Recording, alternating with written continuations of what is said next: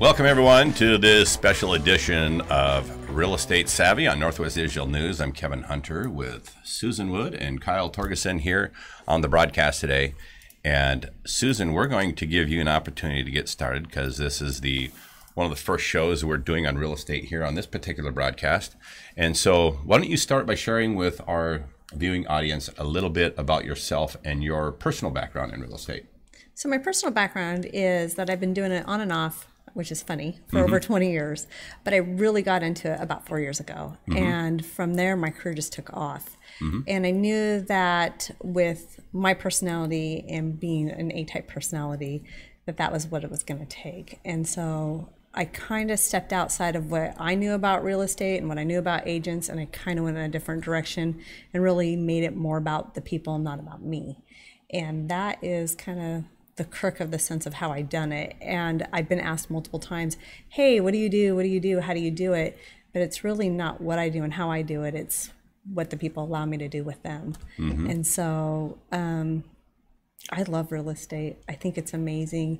It's not like any other field I've ever done. It's not just sales. It's about people, learning what they like, and getting to know that everybody has a bad side, and probably one of the worst sides about people is selling real estate because it has to do with money. Well, it's the single largest investment any typical person really ever makes. Absolutely. And so it's a big deal. I'm familiar with that situation a lot because of my experiences with the car business as well. And just like in the car business where you can find good people to work with, you have to do a little due diligence to find good people to work with in the real estate business too. Yeah. Same situation. And in the ways that you can get hurt in that, you can multiply that tenfold in a house. Absolutely. Yes. And so it's awesome that we have an opportunity to share some education with people. So what we're going to talk about here today for the benefit of our viewing audience is really some of the things that you should take into consideration if you have a home for sale. And if you have other things around home buying or really kind of the process, you can feel free to put those questions in the stream here today. Little shout out to any of you following us on Twitch TV or Patreon or YouTube or Facebook.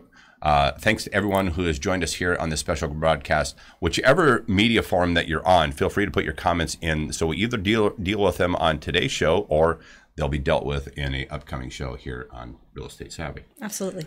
So let's have a little conversation around some of the things that people should take into consideration if they're selling a house. Now, I just pulled down some ideas that's actually published on Trulia's site, so to give a little credit to them. And they have listed here 9 simple steps to selling your house. Number 1 on here says, get a storage unit while your house is on the market.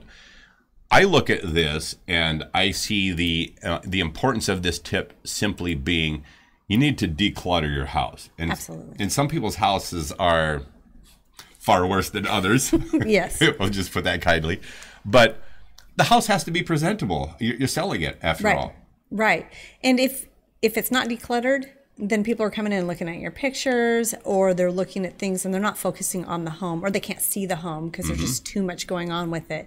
And they've got to be able to picture themselves in the home. And some people like going into vacant homes because they can actually put their own things in it. And other people like to kind of get an idea of somebody else's sense of, I guess we'll call it ambiance of their home. So I don't know. It just depends upon the home of whether or not I ever say, you know, you may want to get a pod or a storage unit and kind of help declutter.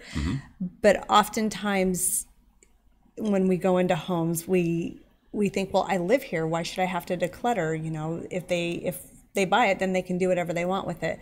But again, they have to be able to picture themselves in it. And if you've got stuff lying all around, or you just have a trail to your bedroom or your bathroom, and that's not a good sign. And so, not to mention, we've been in homes before where we sell the home and they have decluttered, but once they take the pictures off the walls or things like that, all of a sudden it reveals holes in the walls or things that were never found in the inspection. And of course they're not, because an inspector doesn't remove pictures off of our walls or put our couch somewhere else to see the scratched floor. So those are the other sides of it, is we also need to be very thorough when we are decluttering, and that we're revealing some of those areas that we're not planning on fixing. And It's not nice to leave nasty surprises for the buyer. No. Yes. No, it is not. How much in the way of, kind of digressing here a little bit, but Sure. how much in the way of disclosure? So for somebody who's selling a house, are those types of cosmetic things as well? Are they included in a disclosure, or is it maybe more of the more major things that a seller might know what's wrong with the house? It's major. And it's primarily only while they've owned it. So let's say I purchased your home and you had told me that your home flooded 10 years ago. So in the disclosure, it only asks while you have owned the home, because I can't verify that in fact it did flood or to what damage. Sure. Because if I was to read that, I'd go, oh, well, it flooded. Well, what happened? How did you repair it? And I don't have the answers to that, or you wouldn't have the answers because it wasn't your flood. You have no idea. So it's only during the time that you have owned the home. And so cosmetic things are never really disclosed, but we also want to be, fair to the buyer. Yeah. So that they can see those things. Because typically speaking, during an inspection, it's never asked to repair those cosmetic things, but it's always a good idea to show them so they're not disappointed when they go into the home, and it doesn't leave them a bad taste in their mouth when they purchase the home. Yeah. So the point of decluttering is much the same level. I mentioned the car analogy early on. If you're going to sell your vehicle, you wouldn't have pop bottles and bags of potato chips sitting in your back seat. You'd probably vacuum it out, wash the thing, whatever else you need to do the same thing to So you can get the house. most value for your home. Exactly. Most value for your car. Exactly. Good analogy. Yeah. Well, so let's talk about number 2 on the list. Hire a professional to stage and or photograph your house. Yeah. I'm on the fence a little bit with that. It depends upon the home. Some homes don't need staging. Some homes you can use what they have already there and just stage that home. Or the home doesn't really warrant staging. It might be in kind of a disrepair, so there's really no point in going that far into staging a home. But I do always feel that it's a good idea to hire a professional photographer for 2 reasons, 2 parts. One, the seller can choose the photos that they want, and 2, oftentimes in our marketplace, you often hear, well, my house didn't sell because of the photos. Well, if they're professionally taken, so how could it not sell because of the photos? And like I tell people, I've had homes sell that have no photos, kind of like a car. You can sell a car for a really good price and never have a photo, and it's going to sell. So it's always about the price. To sell a home, there's no real magic to it. It primarily is about the home and about the price, period. That's it.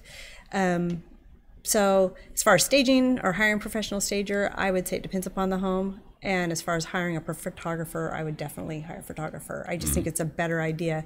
Not to mention our profession, we're very busy. So if I can have somebody come in and pay them, a few $100 or even $1,000 to take really good pictures that best lays that home out for us, better yet, because they're looking at it from a different point of view than what even myself, what I have seen it as.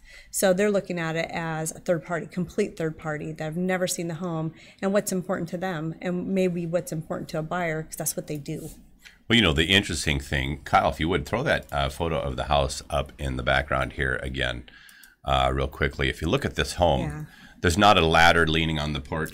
No. And a bike sitting out on the driveway. No. Or cars and, parked a on the driveway. lawnmower sitting over on the, Right. yeah. So all of those things are missing from this picture. And, a professional photographer is going to look at that sort of thing. So when somebody's when somebody's attempting to take pictures for themselves, I mentioned to you about doing some drone shots even of house, and I looked at the photos afterwards and I went, oh, hey, that needs to go or that needs to go. My family's in the picture. Hey, the wife and kids are out there. Or you could read, even, with a 4K camera, it's amazing what you can see that you didn't realize you could see, and from the right angles, places. And you're just like, okay, don't necessarily want to put the license plates of your car, out on your photos and that sort of thing. So just a good idea to have a professional do this. My point to this would be for any viewers, if you're thinking of saving a few bucks by not getting this photographer, remember how big a deal and how much money you're talking about in the sale of the home. Don't be penny wise and pound foolish. Right. Well, and the other side of photography is, I know I've hired professional photographers before, and I look at the pictures, so you got to have a good photographer. I've looked at the pictures going, oh my goodness, they have no idea to line the walls up and the doors up so you look like you've got this weird shot and makes the floor look tiny. And so if they don't have an eye for photography, oh my word, yeah, do yourself a favor and really research, talk to friends, talk to other agents, talk to people who sold the homes and said, oh, I loved your pictures, who did them? And so for me, I won't just use any photographer. I've got to have a reputable photographer. And typically speaking, a lot of agents they pay for those photography pictures. I mean, we vest in those things. We're making decent money, and it's our job to make sure that we vest in our clients because our clients are trusting in us. Sure. So, yeah. Let's talk about real estate agents. Really important. They're amazing. Really important to have a proper real estate agent. Absolutely. What are some of the things that somebody could do to vet an agent?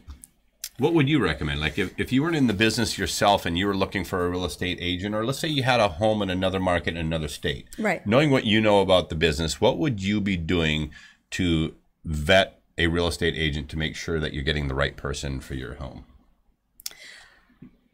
Well, since I deal personally with a lot of relocation people, I feel to get the best agent, you have to connect with them. If you don't have a personal relationship or something that of similar interest, it's not going to work. You've got to be able to trust them, period. I mean, that's just it. If you don't trust them and you're putting your biggest purchase and or your biggest sale of your life in somebody's hands you don't get along with and you don't trust, then it's never going to work. So when I look at things, I look at maybe interviewing not just multiple agents, but friends that have had other agents and homes similar to my home. So who did they use? Look at the verbiage they use. Are they selling my home? Or what are they selling? Are they selling themselves? Because a lot of times agents only sell themselves. They don't sell the home. It's like, well, I did this and I did that. But it's like, but what did you do for my home? How did you get my home out there? What are you doing to get my home out there? So I look at not only selling myself, I've got to sell the home. So typically speaking, when I'm doing my own advertising, I'm putting my clients' homes in with those. And so when you're looking for a really good real estate agent, oftentimes people think it's agents that have been in the business a long time, but sometimes it's actually new agents. They've got the time on their hands to sell those homes and to give it the attention needed. So it really, truly, truly depends upon your personality and how well that you click with them. If you don't click with them, don't use them. You know, one of the things that I noticed about you, Susan, and I'm kind of curious, what are some of the steps that you took maybe to gain either the background or expertise that you have as it pertains to homes? But I noticed, because I have on my Facebook accounts and in other states and other cities, I have a lot of friends who are real estate agents. Right. And I was really impressed with how much you know about a house. And I'm just talking about like just all the basic essentials, from electrical to various plumbing issues to structural issues to color to you name it. I mean, there's a lot about a house. I mean, I've shared this with a lot of people over my lifetime. I've been directly or indirectly involved in the building of just over 400 and some homes in the Midwest and the Midwest region. And I can't even begin to count how many remodel type projects. I mean, thousands of them. Right. And so subsequently, it just becomes a second nature for me. I mean, I can look at a home and visualize what its potential would be immediately. And I noticed that was also a skill that you had. Like there were things like when we took a walk through in a house together before we talked about putting this show together, right. And that's why I really invited you to come on the show to do this, is that your understanding of home construction and all the components of it is, in my opinion, well beyond where a typical real estate agent is. So where did that come from? I go to every one of my inspections, primarily. Bingo. I go to every one of my inspections. I go to a ton of open houses, because I look at what is new, what is going to sell a home. And most of us look at new construction. So what is the new construction doing to sell these homes? And we need to keep up with that. So what is it? Is it the smart home for the millennials? Because oftentimes, I mean, well, we all want smart homes, but millennials really want the ease of a smart home. So with that, every inspection I go to and every appraisal, because I go to every single one of them, I pick tidbits of what inspectors pull out, because every inspector will find something different. So with that came my knowledge of, okay, these are the things I need to look for. If I'm going to list a home, I need to know, one, do I need to deal with the electrical panel? Because it's going to cost you $200 to replace it down at Home Depot, or $2,000 to replace it through an electrician. Sure. If you have some wherewithal, you can kind of do it yourself. Same with plumbing. You want to know your plumbing. Is it just fascia plumbing that they dealt with and they put PEX plumbing in, or did they really go through and change the plumbing out? And I've got galvanized plumbing underneath leaking. So I believe if I'm going to sell something, I got to believe in it. And if I'm going to believe in it, I need to know about it. Sure. And so I believe, again, going back to having a good agent, they better have an understanding what they're selling. They're not just selling a home. They need to be able to sell the home, and they better have a knowledge about that home. So when we did our walkthrough and we were looking at it, I was looking at it from an inspector side, an appraisal side, and a buyer side.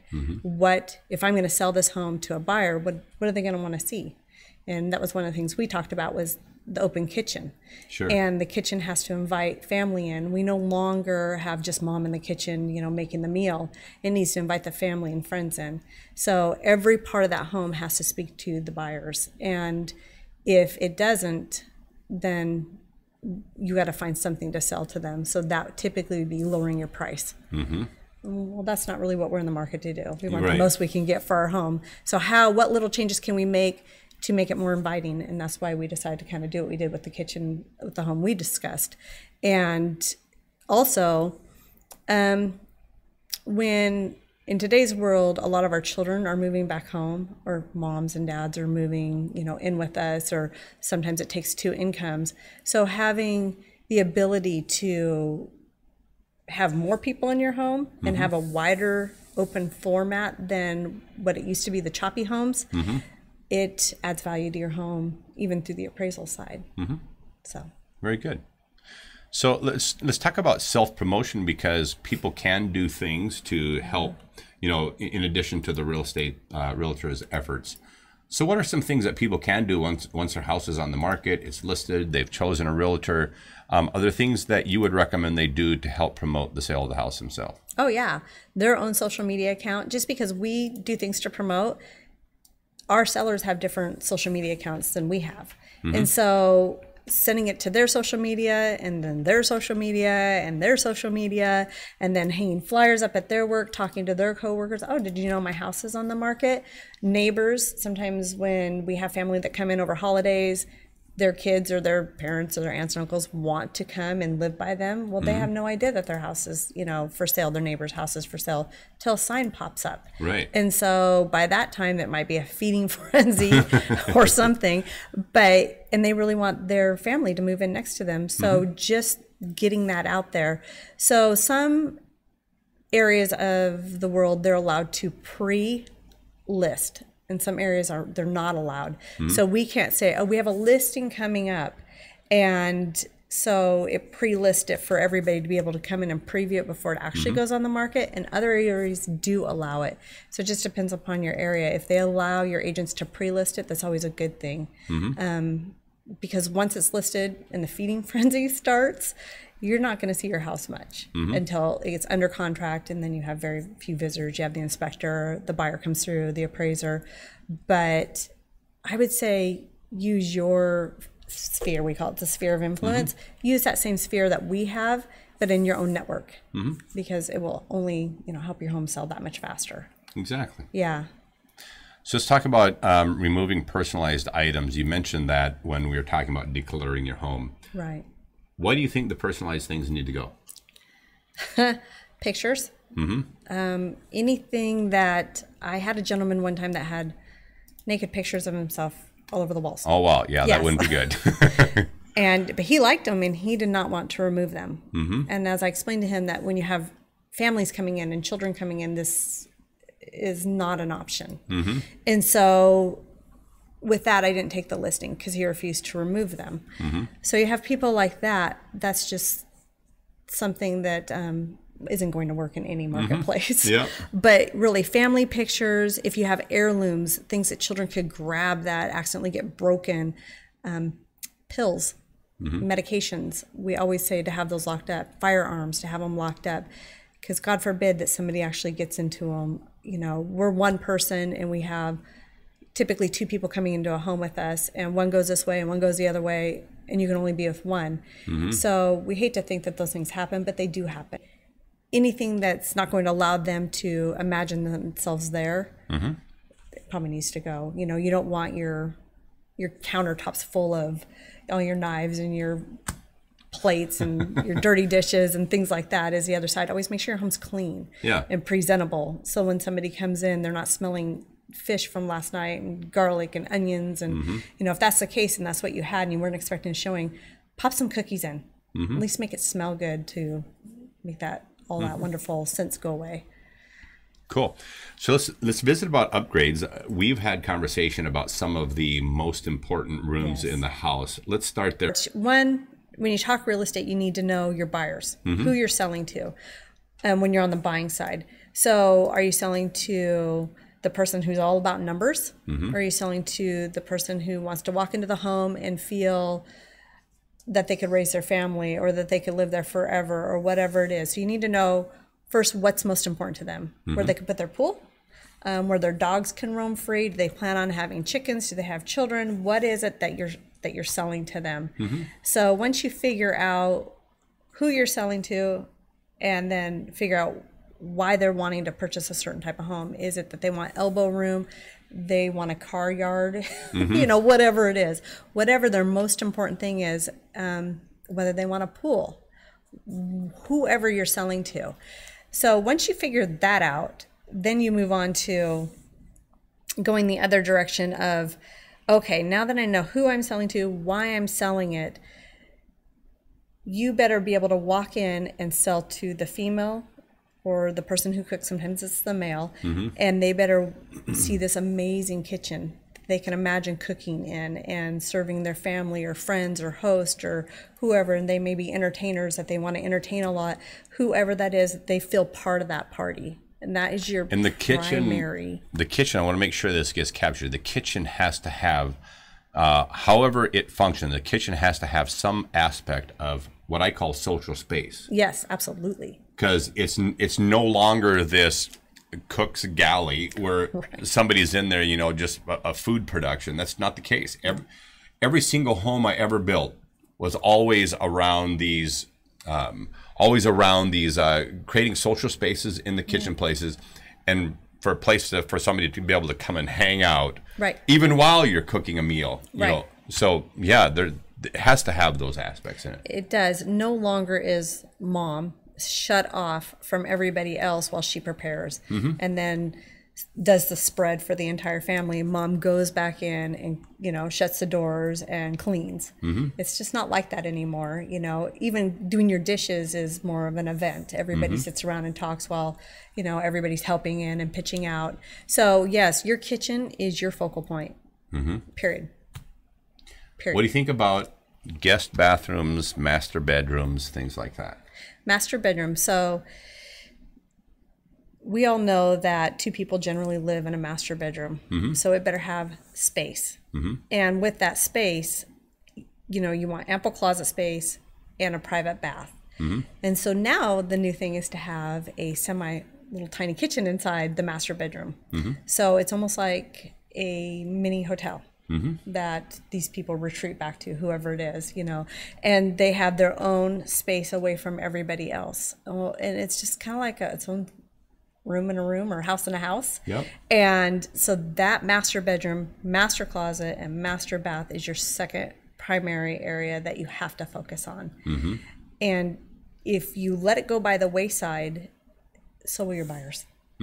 They have to feel welcome and drawn in, because the first place they go is the kitchen, and the next place they go is the master bedroom and bathroom and closet. And if you don't have the room for them, then it's not going to sell. So quick question, and somebody's phone's going off out there. That was mine. Sorry about that. So quick question, in the master bedroom, and so coming off the kitchen here, in the master bedroom, it's always been my opinion that this space should have a more type intimate feel, and it should make its own stamp on the rest of the house. So I bounced this question off of you the other day. in with regard to a particular home where the master suite is the same color, the same flavor. Everything else is the whole rest of the house. Right. And in my opinion, that was a mistake. Your thoughts? Absolutely. It needs to make its own statement. It is its own statement. And again, selling that master bedroom is part of your primary job. It's got to stand outside of all the other rooms in the home. If it doesn't, again, who are you selling to? Are you selling to, as you would say, vanilla? Are you selling to the vanilla that wants everything status quo? Yep. Maybe, but that's a very small marketplace. Very small marketplace. They're going to come in, and you hear this oftentimes. Well, if I do that, then somebody's just going to come in and change it. That could be, absolutely. But at the same time, your job is to sell your home. Even if they are going to come in and change it, you've put the effort to walk in and go, wow, this is move-in ready. Wow, this has its own flair. And that's really what somebody's looking for, is their own retreat away from everything else. So it's kind of been my mantra with the things that I've done construction-wise. I wanted people who had seen something I built before or touched before to walk into that whole new place and go, Kevin must have been here. He did this. Yeah, because it's going to have some unique flair to it. It's going to have some pop. There's going to be contrast in the colors. Right. It's going to be all of those things, and have what I call plenty of character and plenty of personality. And those are the things, in my opinion, that make a house unforgettable, where somebody comes in and sees it. So when there's a little bit of this mantra out there of making everything generic or vanilla. Right. And to my point, I'd say, if you got $150,000 house, maybe you just want everything white or tan or beige or something like that. Right. But you're also then marketing to, in my opinion, an economy or a first-time home buyer.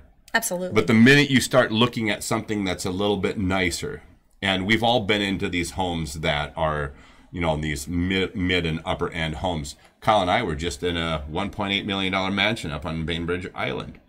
Is there contrast and character in everything in that house? Yes or no? Absolutely. There's nothing just plain. There was and nothing. It's 1.8 million. Yeah, there was nothing vanilla about the entire house. Right. And we're just like, and so whenever you get beyond that market, trying to help homeowners understand that you're not selling to that first-time buyer anymore, or it's not to that vanilla. As soon as you get, what's funny is you can even go into a mobile home selling, manufacturing plant or whatever else, and look at their entry-level houses that might be at 30,000 or 40. Yeah, they're very vanilla.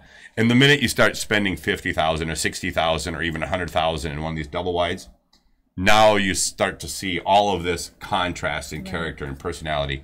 It's what people expect at the upper end. So it is. So the other side of that is, if you think about it, so what I tell people is, if you have a 1970s ranch style home here, and it still has 1970s or maybe 1980s carpet, flooring, countertops, bathroom, very cookie cutter, you take the exact same home right here, and it's been updated recently, and it just might be with paint and some nicer countertops. It doesn't maybe have to be granite even. Which house is going to sell faster?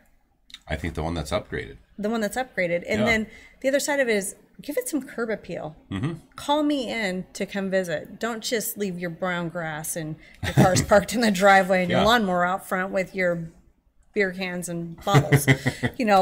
Take a little pride in that ownership, because that pride in that ownership, even though they're the exact same home, this house will sell all day long before this one will. The other thing about it is, when you think about that curb appeal, I look at stuff like that, and when I see the property in a disarray, I'm going, what else did they not take care of? Exactly.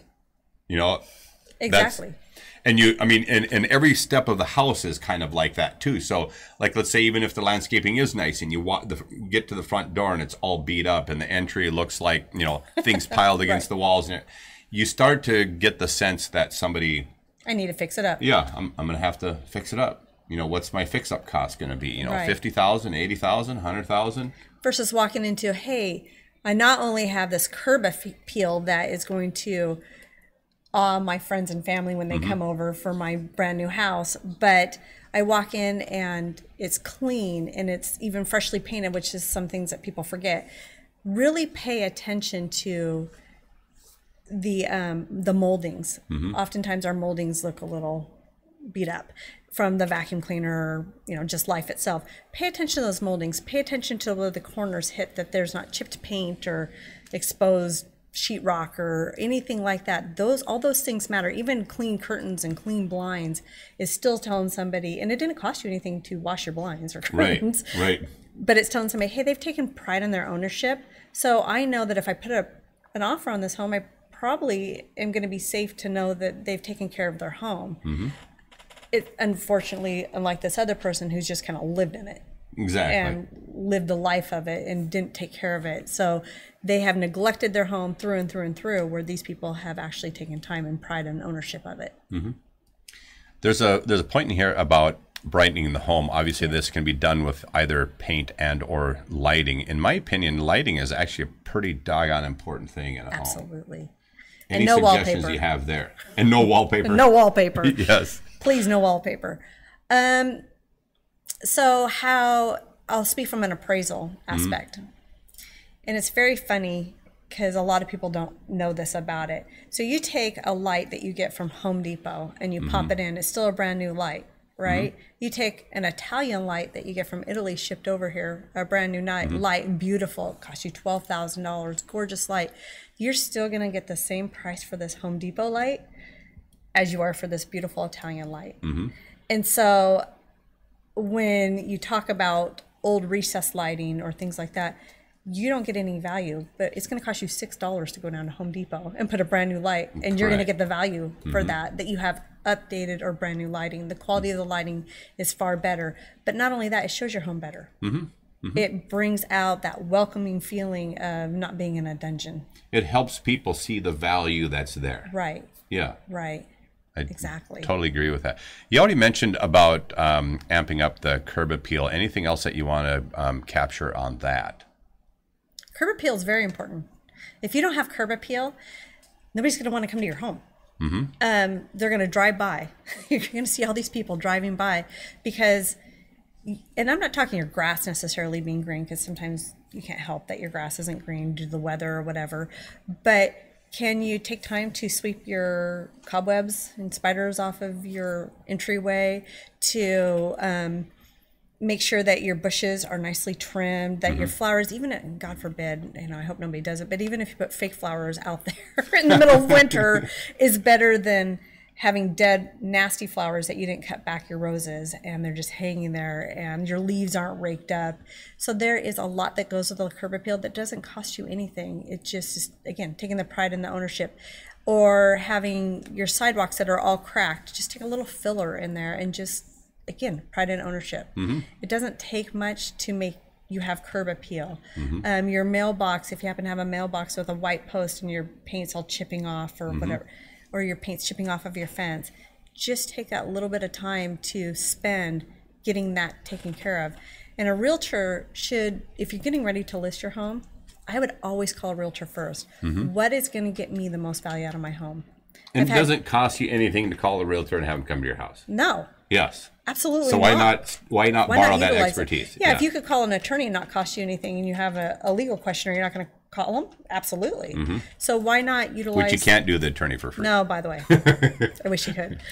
So why not utilize that? I mean, I would, if somebody came in and said, here's what it's going to take to sell your home for the top value, and some of these things may not cost you anything, why not do it? It might be a little elbow grease, because you want to have your best foot forward when you get ready to price your home. So oftentimes, kind of shooting off from this, oftentimes people think that the best time to sell their home is in the spring and summer, because that's when everything is in bloom. And that is actually one of the worst times to sell your home. And most people don't know that, because you have so much competition out there, and you have a ton of looky-loos. Well, I wonder what else I can get for that price. I'm sure other things will come on the market. So your really strong, true buyers are in the fall and the winter, and during the holiday times, because you go visit friends and family. Oh, sure. And you get kind of bored hanging out with mom and dad after a few hours, and so you go drive around, and you're like, oh, well, I wouldn't mind living here. And you start looking at homes. And so really, most of your strong buyers are during the fall and the winter times, the times that we don't think that's the best time. And so a lot of people take their homes off of the market during those times, and it's a huge mistake. Huge mistake. Is there any, from when you actually put a posting up, is there any reason why somebody would ever take their house off the market? Is there any intelligence to that at all? Somewhat. So if you're going to take your home off the market, it is primarily to do with repairs, or if it's been stagnant too long, it will get it back out there in front of the buyers, or we call it the hot sheets.